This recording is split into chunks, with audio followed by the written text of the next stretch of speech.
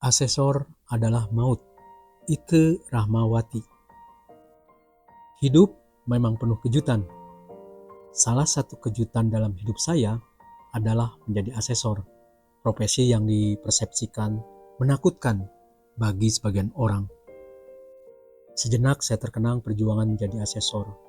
Saat mendapat panggilan mengikuti seleksi asesor, perasaan tidak percaya diri sempat mendera.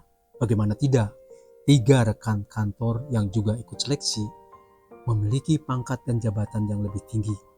Mereka fungsional senior yang lebih kaya pengalaman.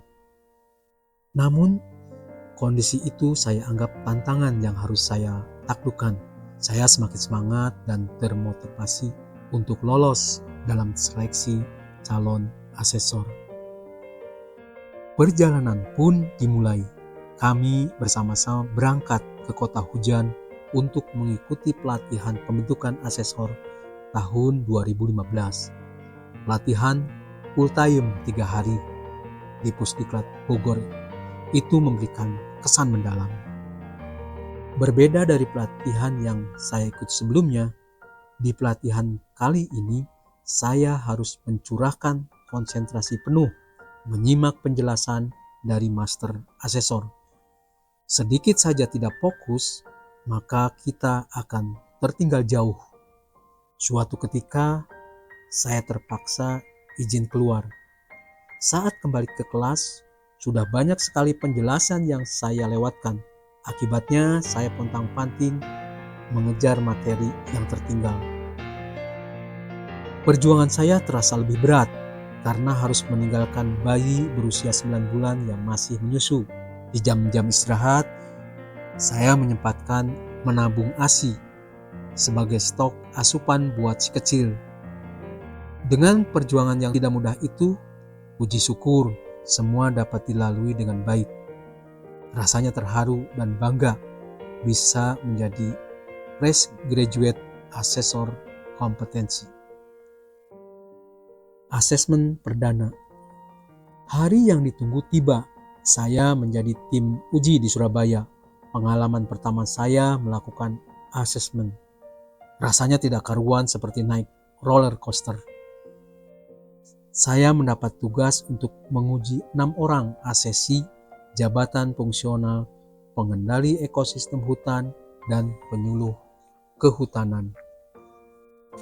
Dengan penuh semangat, saya menjalankan tugas asesmen. Memeriksa portofolio para asesi yang tebalnya seperti buku tulisan Don Brown membuat mata saya berkunang-kunang.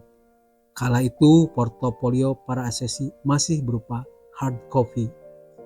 Proses uji kompetensi terdiri atas 2 sesi. Sesi pertama uji tulis yang saat itu masih paper based, semuanya ditulis di kertas. Sesi kedua berupa wawancara. Saat asesi mengerjakan tes tulis, kami asesor melakukan verifikasi portofolio asesi.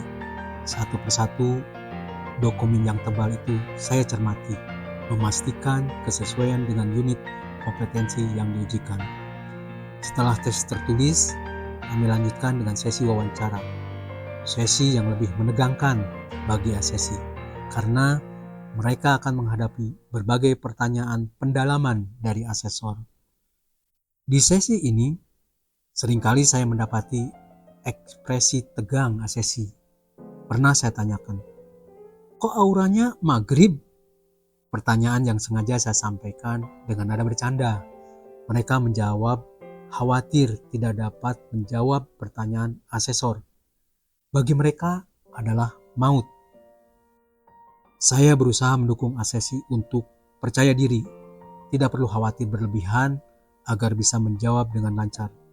Saya pun menyelipkan pesan kepada mereka bahwa kunci penting menghadapi uji kompetensi paling tidak ada 3 hal. Pertama, asesi memahami standar kompetensi jabatan. Kedua, asesi melaksanakan tugas pekerjaan di kantor dengan baik sesuai dengan jabatan fungsionalnya. Ketiga, asesi menyusun dokumen portofolio dengan lengkap. Di hari pertama, saya bisa melakukan wawancara kepada 2 orang asesi saja. Di penghujung hari pertama ujian, asesor masih melanjutkan tugas berat lainnya, yaitu memeriksa jawaban tes tulis. Aktivitas itu dilakukan di malam hari. Kami juga menyusun perangkat uji dan melanjutkan memeriksa kembali portofolio asesi. Dokumen berserakan di lantai. Rasanya nano-nano, terutama karena waktu istirahat terbatas. Mata pedih dan lelah sekali, apalagi membaca jawaban asesi yang ditulis tangan macam resep dokter. Hanya merasakan tidur sejenak, itu pun tidur sambil duduk selonjoran dan masih memegang portofolio. Dari pengalaman pertama itu, saya merasakan tugas berat seorang asesor.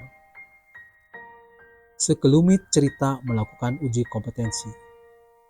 Tidak terasa 10 tahun sudah tugas sebagai asesor saya jalani. Banyak hal menarik yang saya alami. Di antara pengalaman itu, ada 1-2 pengalaman yang sangat berkesan. Salah satunya adalah saat uji kompetensi di Makassar. Saya mendapatkan asesi yang sudah menjelang pensiun. Beliau penyuluh kehutanan dari dinas. Nada bicaranya selalu tinggi, seperti orang yang sedang emosi. Waktu wawancara 1 jam ternyata tidak cukup. Dia bercerita tentang pekerjaannya dengan menggebu-gebu. Hasil uji tulis asesi ini sangat bagus.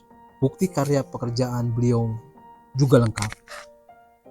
Salah satunya beliau mampu membuat materi penyuluhan dalam bentuk film pendek. Itu membuat saya terkesan. Di usianya yang tidak muda, beliau masih melek teknologi. Di akhir wawancara itu dia sempat berkata jujur bahwa awal memasuki ruangan uji, beliau grogi setengah mati. Dia menganggap para asesor itu killer.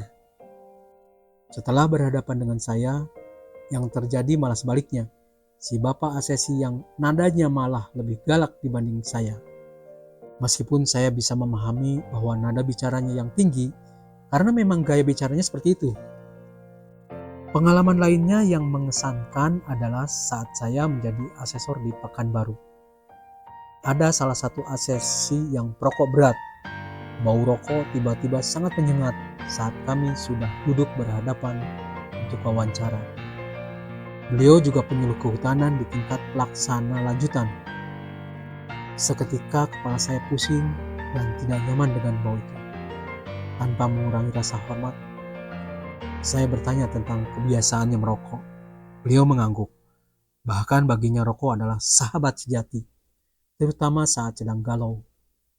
Untungnya saat itu saya menyimpan beberapa jenis permen di tas. Saya keluarkan permen ting-ting jahe. Saya pun menawarkan permen itu kepada Bapak Asesi. Dengan perjuangan bertahan dari aroma rokok yang belum sepenuhnya hilang, saya melanjutkan wawancara hingga tuntas. Di sela wawancara, saya coba selipkan pesan agar Asesi mulai mengatasi kecanduan rokoknya. Selain kurang baik untuk kesehatan, puntung rokok yang dibuang sembarangan juga dapat memicu terjadinya kebakaran, terutama jika Asesi sedang menjalankan tugas di kawasan hutan.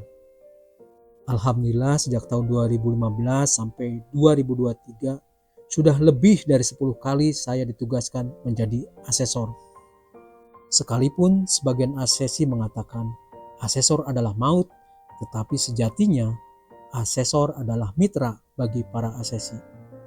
Komunikasi yang baik seharusnya terjalin antara asesor dan asesi. Setelah menghadapi tantangan yang saya alami, alhamdulillah lambat laun saya semakin menemukan kebahagiaan menjadi asesor. Asesor kemarin, hari ini, dan nanti adalah pekerjaan mulia, dan saya akan terus berusaha menjadi bagian dari para pelaksana tugas mulia itu. Salam kompeten.